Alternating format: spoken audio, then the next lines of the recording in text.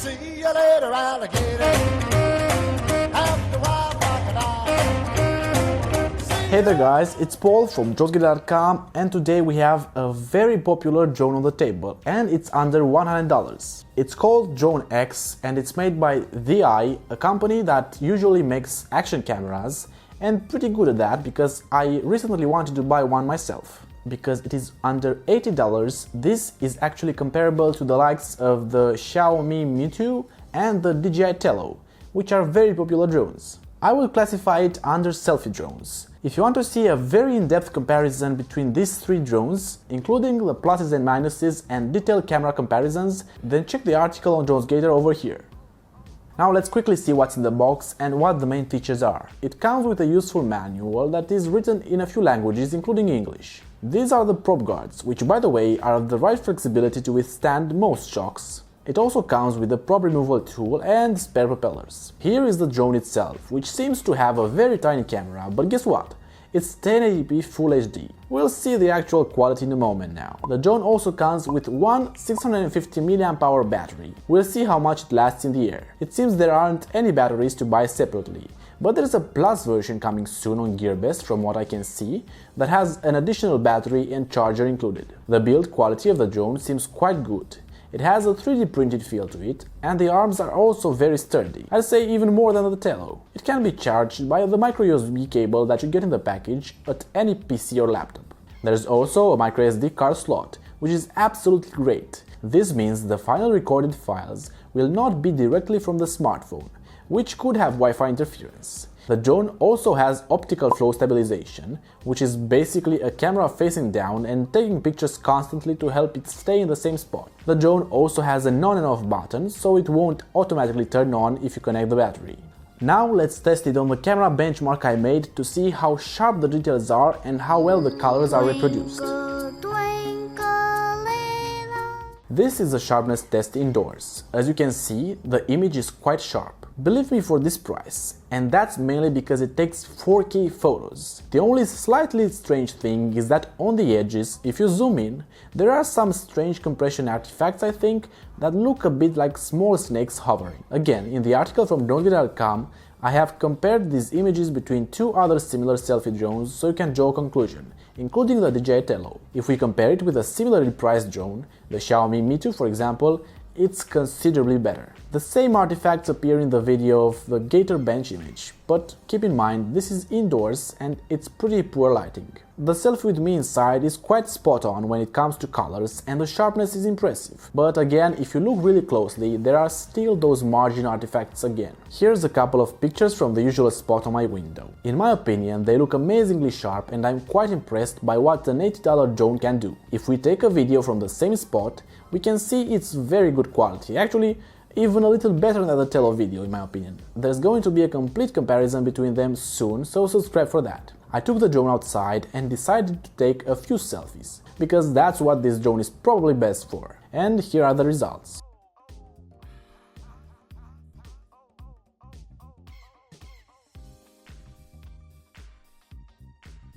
As you can see, some pictures are a little blurred because of the movement of the drone, but if you try a little, you're going to be successful in taking a sharp one. The color reproduction is very accurate and the skin tone is pretty in line with my real one. A bit dark yellowish by nature, although I'm not Indian, I swear.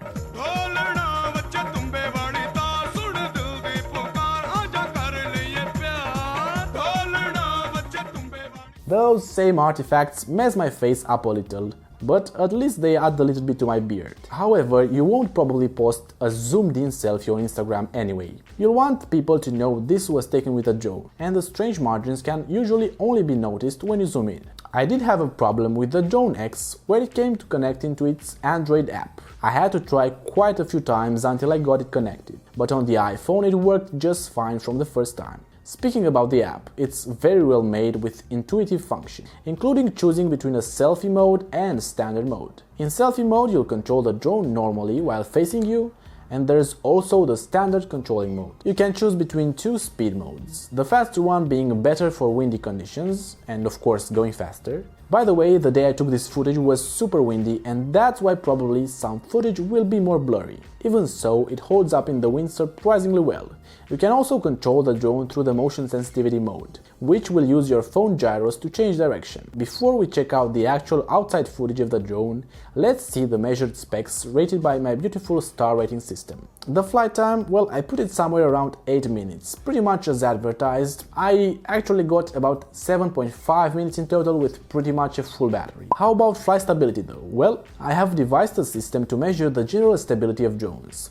I basically hover the drone inside and measure how many centimeters it has moved from the starting point in about 20 seconds. And the ThiEye drone has barely moved about 5 centimeters in those 20 seconds. It's a very precise quadcopter, but it depends on how well lighted the floor is and its pattern. I don't like my drones noisy, so I also did a sound test and got a pretty good result. A little below 50 decibels usually, which is under a standard human conversation level. Keep in mind that this is footage in very windy conditions. As you can see, the image quality is quite spectacular, and the drone is very stable, especially when it's closer to the ground. I took it about 10 meters off the ground and it shakes a bit, but gets more stable after a while. The image quality is very good though. You can stabilize the video in post-processing and get quite some good results. You can see in the tree leaves that the wind has quite a breeze, but the Drone X quad did quite well.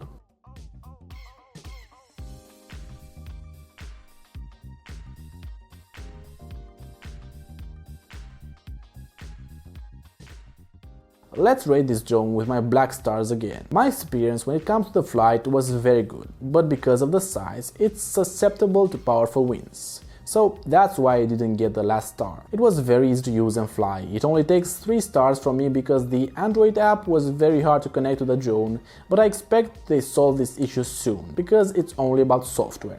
The camera is very important usually, and this time it got 4 out of 5. It's a very high rating, and that's because the image is very sharp. Although I took a star off because of the strange image artifacts. I would definitely pick this drone as my #1 selfie drone under $80. You know, you can always check my top drones for each price category in the description. If you find this video useful and like drones in general, please don't forget to subscribe and hit the bell notification icon to see my videos from now on. I'd greatly appreciate it if you leave a comment down below too. Thanks for watching and see ya later, alligator. See you later, alligator.